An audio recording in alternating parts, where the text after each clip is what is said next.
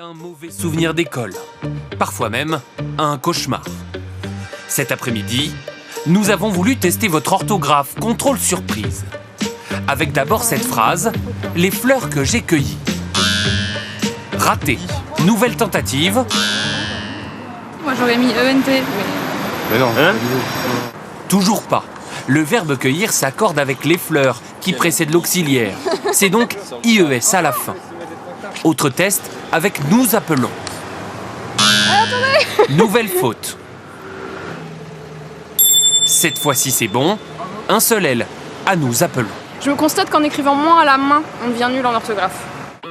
Un niveau plus que moyen en orthographe qui se retrouve dès l'école dans les dictées de CM2.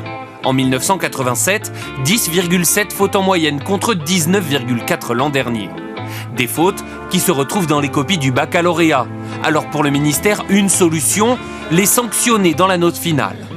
Pas la bonne méthode pour les syndicats d'enseignants, pour qui il faut surtout plus d'heures de français. Ces dernières années, il y a eu une baisse du nombre d'heures de cours de français au collège avec la réforme de 2016. Au lycée, là, on court après le temps pour essayer de préparer le fameux bac Blanquer. Donc tout ça fait qu'effectivement, on a du mal à travailler sur les difficultés des élèves, notamment en orthographe. Alors certains professeurs se mettent aux réseaux sociaux pour parler aux plus jeunes. Si vous entendez le son « est », vous mettez 2 L. Si vous entendez le son « e », cette fois-ci, ne mettez qu'un seul L. Cette professeure des écoles aux 2 millions d'abonnés propose des vidéos pour éviter les fautes les plus communes. Pour elle, rien de tel qu'une dictée classique. Tous les jours, je fais des dictées, peu importe le niveau. Même, je le disais, en grande section, on peut faire des dictées juste de mots très simples, en fait. Écrire papa, maman, sans faire de faute d'orthographe.